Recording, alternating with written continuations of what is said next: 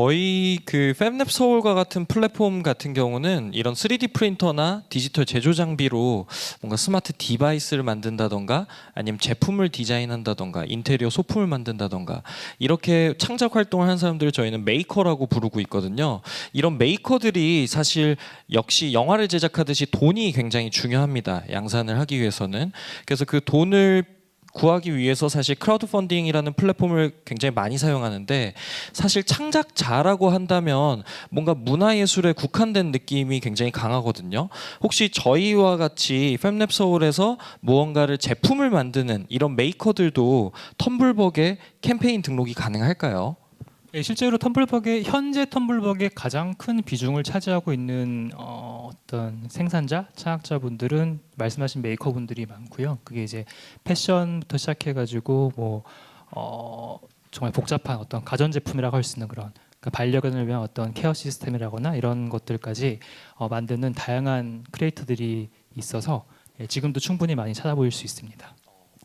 네, 그럼 저희 그 팹랩 서울의 창작자들도 좀 텀블벅으로 많이 연결을 시켜 보도록 해야겠네요. 네. 그동안 텀블벅에서 수많은 크리에이터들과 이런 프로젝트들을 만나보셨는데 혹시 인상적인 창작물이나 이런 프로젝트들을 소개해 주실 수 있으실까요? 예, 첫 번째 사례는 여기 보시는 그 제목으로 치면 죽고 싶지만 떡볶이는 먹고 싶어라는 제 에세이인데요. 이게 올해 초에 텀블벅의 독립 출판 프로젝트로 올라왔었어요. 그래서 이 창작자분이 생각했던 거는 그 당시에 이제 시중에 뭔가 정신과 전문이나 어떤 전문가들이 쓴 우울증에 관한 책들은 많은데 정말 이거를 겪고 있는 사람이 그 심정으로 그 입장으로 쓴 책은 많지 않다. 그 점에 착안해가지고 내가 이제 불안장애를 겪어본 입장으로서 그 솔직한 얘기들을 한번 에세이로 써보자.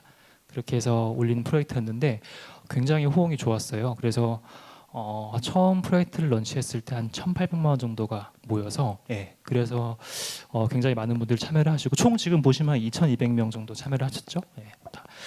그렇게 성공을 했는데 이게 재밌는 거는 그 다음에 이제 기성출판 쪽에서 요 어떤 이제 이거를 보고 정말 좋은 컨텐츠다 해가지고 정식 출간 제의를 한 거죠. 그래서 이제 두 번째로 정식 출간하는 것도 텀블벅 프로젝트를 했어요. 그래서 총 이제 누적 후원금이 3,300만 원 정도가 모였는데 결국에는 이게 이제 8월 올해 8월에 교보문고 베스트셀러 1위에 오르는 그런 성적을 기록을 하게 됩니다. 그래서 제가 이제 텀벅을 하면서 이제 어떤 비주류랑 주류의 경계가 되게 무너지는 그 점을 되게 중요하게 생각하는데 이게 되게 좋은 사례지 않나. 그러니까 정말 독립 출판을 시작해가지고 우리 어떤 메이저라고 할 수 있는 교보문고 베스트셀러 1위에 이제 랭크가 되는 그런 점에서 되게 재밌는 프로젝트로 보고 있었습니다. 그리고 사실 요거는 제가 텀벅 거의 초창기에 가장 기억에 남았던 프로젝트라서 좋았었는데요.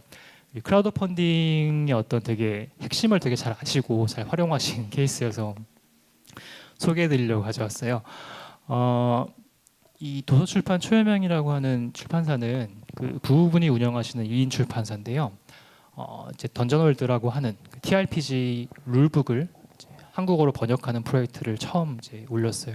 시간은 꽤 됐어요. 한 5년 전에 올라온 프로젝트였었는데 그 당시 처음 프로젝트 올릴 때 이 영문판 룰북 게임북을 300만 원이 모이면은 한국어로 번역할 수 있다. 그렇게 해서 그 프로젝트로 이제 펀딩을 개설을 한 건데 그 다음 장 보시면은 이분들이 되게 어떻게 보면 되게 똑똑하게 영리하게 하신 게 300만 원이 기본적으로 모이면은 이 책이 나오지만은 만약에 600만 원이 모이면은 이 책은 풀컬러로 나올 것이다. 만약에 1,000만 원이 모이면은 이 책은 양장판으로 나올 것이다. 이런 식으로 사양을 되게 단계적으로 높이는 그런 어떤 전략을 이제 잘 전달하셨어요. 그래서 이렇게 되게 사람들이 참여를 많이 하면 더 오히려 제품이 진화를 하는 그런 어떤 룰을 만드신 거죠. 거기에 마지막에는 이 이제 5천만 원까지 골을 잡아가지고 이건 정말 반장난으로 우리 부부가 이 16년 동안 출판사를 하면서 신혼여행 가본 적이 없는데 만약에 5천만 원이 모이면은 신혼여행을 가보겠다라고 거의 반장난으로 이렇게 올리신 것이었는데 당연히 안 될 줄 알고. 근데 이게 그 다음 장을 보시면은 이게 요 워낙에 인기가 많았어가지고 이미 첫날에 100%는 돌파를 했어요. 300만이 다 모였는데 그런 전략으로 쭉 가다가 마지막 한 3일 정도 남겨두고 그때 한 3천, 4천만 원 정도가 모인 상태였거든요. 이미 굉장히 큰 성과를 냈었는데 트위터에 이제 소문이 확 퍼진 거죠. 그러니까 우리가 얼마 안 남았는데 이 5천만 원 넣으면은 이 창업자 부부가 신혼여행을 간대. 우리가 한번 보내드리자. 이게 이제 트위터랑 페이스북에 엄청 퍼지기 시작해요. 그래서 마지막 날 한 5일간 동안만 무려 408명의 후원자가 약 2천만 원 가까운 금액을 더 후원하면서 원래 목표 금액 300만 원 모으려고 했던 프로젝트가 거의 6천만 원까지 모이는 그런 기염을 토하게 됩니다. 그래서 이분들은 결국 신혼여행을 가서 인증샷까지 찍어가지고 텀블벅의 업데이트에 이제 올리시고 후원자분들과 이제 아주 행복하게 그런 어떤 일종의 축제 같은 그런 자리를 마련했던 프로젝트여서 굉장히 좀 기억에 남고 있습니다. 어떻게 보면 요즘 해외 크라우드 펀딩이나 이런 것들은 마케팅 쪽으로 이런 플랫폼을 사용하는 경우들이 많은데 방금 보여주신 사례만 보더라도 굉장히 그 크라우드 펀딩의 생리를 잘 순수한 마음으로 잘 이용하는 그런 좋은 모델을 보여주신 것 같습니다. 사실 이렇게 크라우드 펀딩 텀블벅에 정말 많은 크리에이터들과 프로젝트들이 지원을 할 것 같은데 그 모든 프로젝트들을 다 받아줄 수는 없을 것 같아요. 그런 프로젝트들을 어떻게 선발을 하는지 그 기준이 사실 궁금하고요. 또 아울러 텀블벅이 추구하는 창작의 다양성과 또 대표님이 생각하는 창의적 생산자란 무엇인지 좀 말씀해 주시면 감사하겠습니다.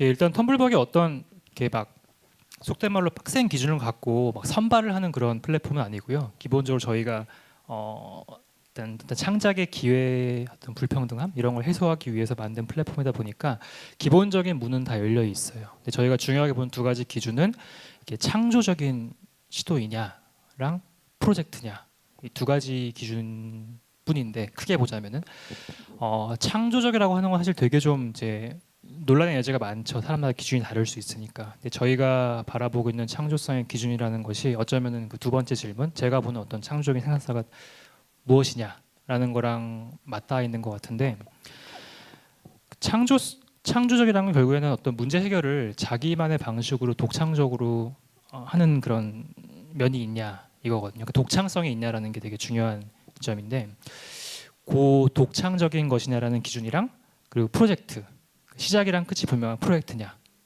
요 두 가지가 좀 큰 걸로 보시면 돼요. 특히 프로젝트라는 것은 우리가 영화를 만드는 거는 시작이랑 끝이 분명한데 영화사를 차리는 거는 원론적으로는 끝이 정해지진 않잖아요. 잘하면 계속 하는 것이고 그래서 저희는 그 중에서 시작이랑 끝이 분명한 프로젝트에만 한정해가지고 기준을 잡는다고 보시면 될 것 같습니다. 방금 굉장히 중요한 꿀팁이 나왔는데 여러분들 꼭 매짐이 분명한 그런 프로젝트를 신청하셔야지 텀블벅 프로젝트로 등록될 가능성이 높다고 말씀해 주셨습니다.